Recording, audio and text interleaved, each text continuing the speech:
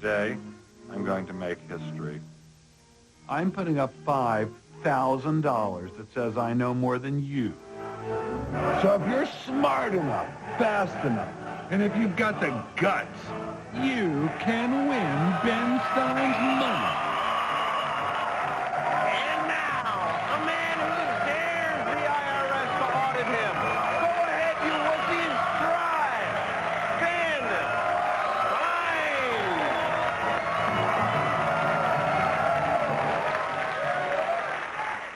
Stein. Mirrors on the ceiling, pink champagne on ice.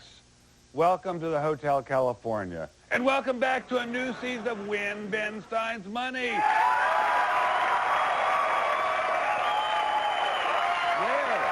just as always, I'm putting $5,000 of my money in the line. I'm giving these three totally strange strangers a chance to win it all the way from me, but only if they're able to outsmart me. Now, before we go any further, please let me introduce the Glenn Fry to my Don Henley, the one and only Jimmy Kimmel. Thank you. Oh, it's good to be back, Ben. It's been too long. All right. Today is a special tax day episode of the Ben Stein program, and because of that, we have some people here, contestants, who have jobs related to taxes. All right? Alan Rubin is a lawyer who occasionally defends people who he wanted pointed out are not tax cheats, but they're tax evaders. No, tax avoiders. I Tax think you said avoiders. tax avoiders. Oh, is what tax you like to say, avoiders. yes. There's a big difference between evading and avoiding, isn't there? Absolutely. One's legal.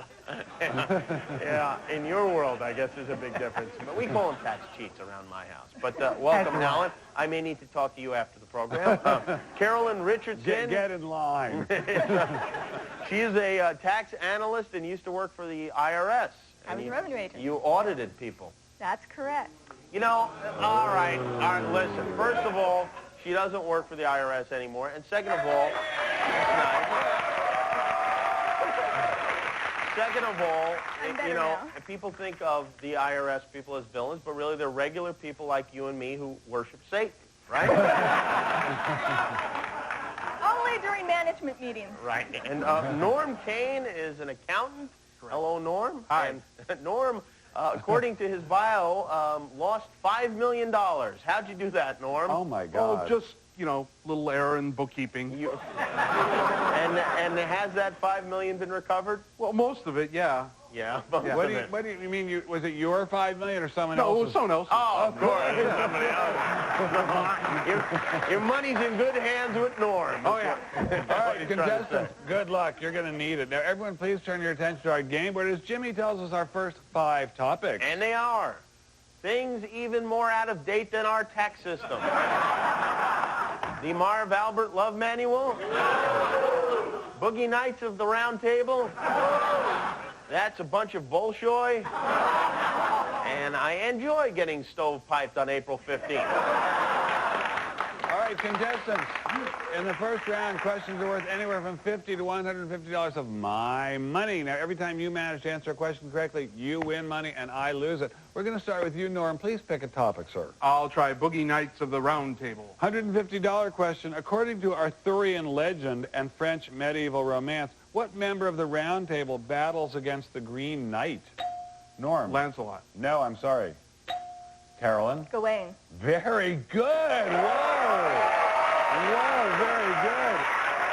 Now, since you got that one right, fair Carolyn, you get the first crack at this follow-up for $50. Who was the legendary wife of King Arthur? The fair Guinevere. Very good, very good. All right.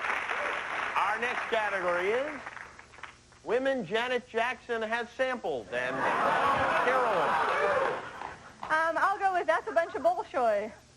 $150 question. In 1877, what Tchaikovsky ballet received its world premiere at Moscow's Bolshoi Theater? Norm. Swan Lake. Very good, very good. $50 follow-up. What famous Shakespeare play did Tchaikovsky set to music in 1869? Romeo and Juliet. Very good, Norm. Very nice. Very nice. So one he wrote for Leonardo DiCaprio. Our new category is I'm a 1040 long dude looking for an easy bathe. Norm? I think I'll try things even more out of date than our tax system. $150 question. What structure at Alexandria is one of the 7 wonders of the ancient world? Norm? The Great Library. No, sir. Carolyn? The gate to the bay. No. That is the Pharos Lighthouse. $50 toss-up since none of you boys and girls got this, and this is a video clue. In what European capital city is this world-famous 17th century cathedral located? Alan? Paris. No. Carolyn? Rome. No. Norm couldn't even think of one European city. No, nothing. London. It's London, and it is the famous and beautiful St. Paul's. Now, before I lose any more cash to these income tax cheats and saviors, it's time to take a break, and we'll be back to see how much more money these hounds can take away from me right after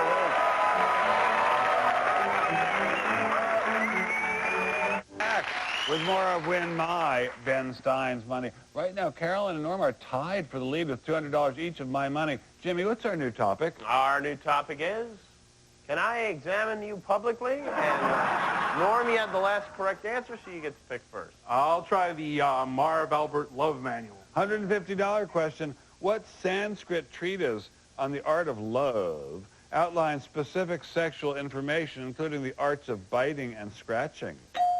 Carolyn? The Kama Sutra. The Kama Sutra, indeed. $50 follow-up, Carolyn. What 1972 guide to lovemaking was written by British doctor Alex Comfort? The Joy of Sex. Yes, indeed. Yes, indeed. Oh, what do the British know about sex? Our new category is olive oil hates the idea of a flat tax. And Carolyn? I think I'm going to go with I enjoy getting stovepiped on April 15th. Wow. So does someone in the audience. Yeah, $150 question. Abraham Lincoln died on April 15, 1865, from a wound inflicted while watching what play? Norm? An American Cousin. No. Alan? The American Cousin. No, I guess not. Our American Cousin. Oh. $50 toss-up. Who was sworn in as President of the United States on April 15, 1865? Norm? Andrew Johnson. Very good, very good.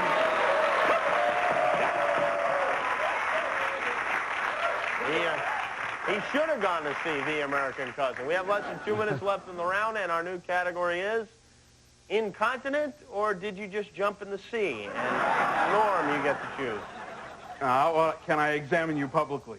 $50 question. What accounting term describes the annual examination of accounts required for all publicly held businesses? Carolyn? Certified audit. Judge, yes. Okay. $50 follow-up.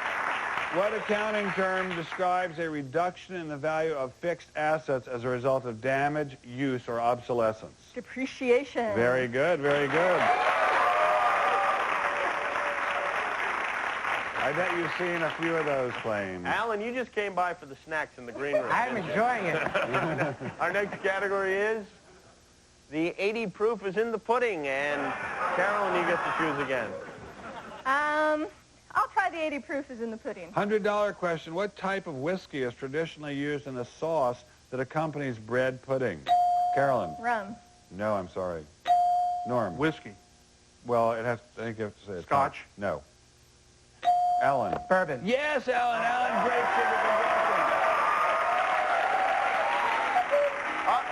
And that sound means this round is over. Congratulations, Carolyn. You've got $500 of Ben Stein's money.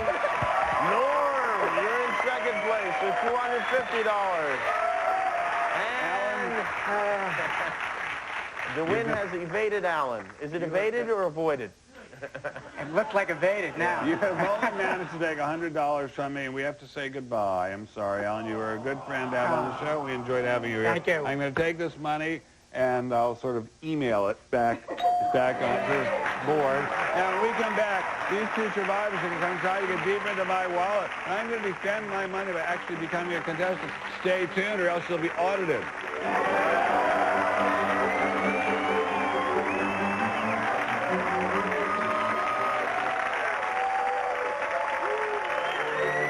Time to find out how smart Ben really is as we play more of Win Ben Stein's Money. Listen, it's fine if you want to test how smart I am. I just don't want her asking me to document all those entertainment expenses. Okay, welcome back. As this round begins, Carolyn has $500 of my money. Norm has $250 of my money. And I have a trivial $4,250 remaining of my original $5,000 stake, which I will now defend by becoming a common contestant. Let's begin with a question just for Ben. Ben, true or false? You have no knowledge of any of the questions to be asked. No knowledge whatsoever, sir. And it's also true, the questions in this round have painfully IRS-style pain, risen to the range of $200 to $500 of my money if these bloodsuckers get them right. If I get them right, my total stays the same, but thankfully, none of my money is taken away. And whoever has the highest score at the end of this round on our tax day special, whether it be Norm, the bumbling accountant, or Carolyn, who once sided with the evil IRS, but now analyzes taxes for the good people of America. God bless you, Carolyn. God bless you, Carolyn. You got a big bump in pay to jump ship from the IRS, huh? Any bump in pay from the IRS is a big one. All right. Goes on to play against Ben, one-on-one for $5,000. Let's look at our topics. They are people more boring than a CPA. Belize don't pee in the pool. Quantum mechanics whose estimates are out of this world. E.E. comings and goings. And what the fike are you taking out of my check? It sounds dirty, but it ain't. Ben, you get the pick I'll try first. people more boring than a CPA. For $200 from 1983 to 1995, what two-man PBS news team co-anchored a one-hour newscast each weekday evening? Carolyn? McNeil Lair. Wow. Yes, those are the guys. Never watched it. Our next category. Map maker, make me a map. And Carolyn.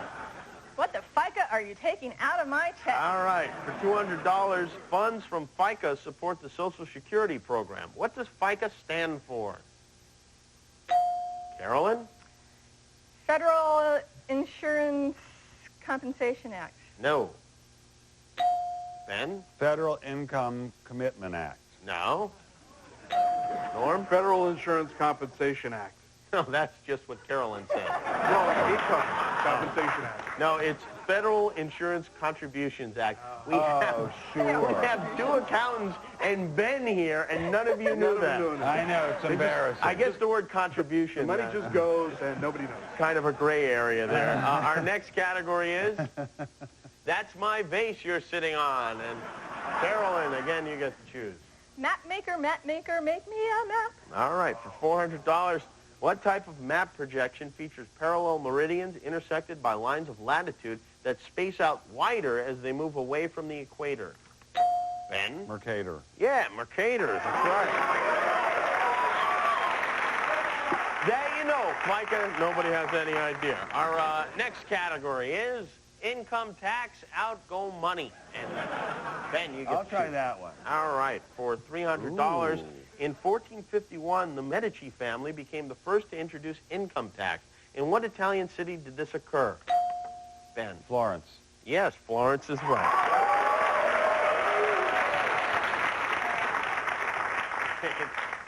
Back then, it was called income tax. Now it's called protection money. Next category is the wild and woolly mammoth. And Ben, you get to choose. I'll try that one. All right. $400. Ooh. What 1984 Pulitzer Prize-winning David Mamet play was made into a 1992 film starring Jack Lemmon and Al Pacino? Norm? Glengarry Glen Ross. Yes, Norm, that's right. We have less than a minute left to go around, and our new topic is Gimme Tax Shelter, and Norm gets to choose this one. That's my vase you're sitting on. All right, close game. For $300, from the Greek for to bear, name the ancient Greek oval-bodied jar or vase with handles that rise almost to the level of its mouth. Carolyn. An amphora. Amphora is very correct. Yes. And oh my goodness, that means the round is over. Congratulations, Carol, and you pull ahead with $1,000 of Ben Stein's money. Well done. Sorry, Norm. But it's back to the $5 million you got squirreled away for you. Yeah, I'd say compared with that $5 million, your problems here are very small. Norm, thank you so much for being on the show. You've been a worthy competitor, but as always, you are history. And since you're leaving, as usual, I get to take your money and add it back to my total. That's the way the game works. Now, coming up next, I'm going to mano a womano against the beautiful and charming and deadly Carolyn for all $5,000 of my money, and I'm just awfully thankful that she never audited me. Stay tuned. It's going to be brutal.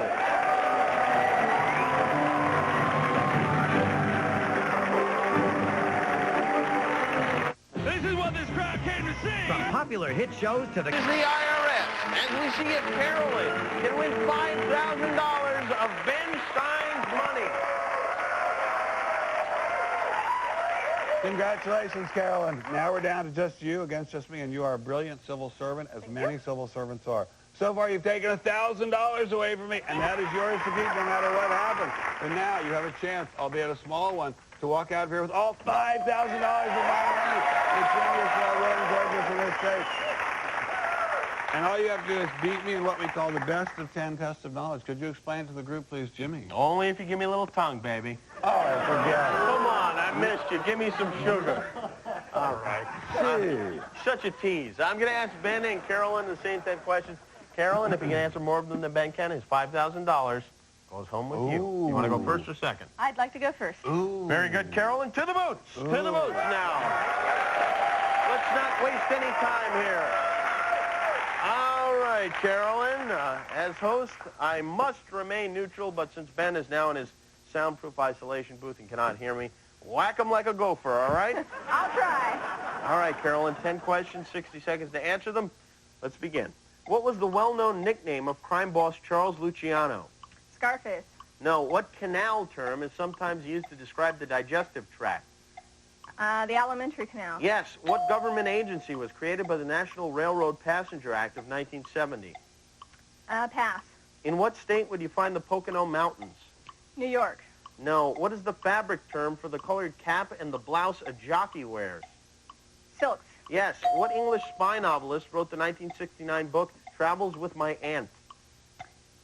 Ian Fleming. No. In 1997, what honor was bestowed upon Kate Schindel from Evanston, Illinois? I don't know. What type of round winter melon has a smooth ivory rind and light green sweet pulp? Watermelon. No. What North Carolina senator served as the chairman of the committee that presided over Watergate? I don't know.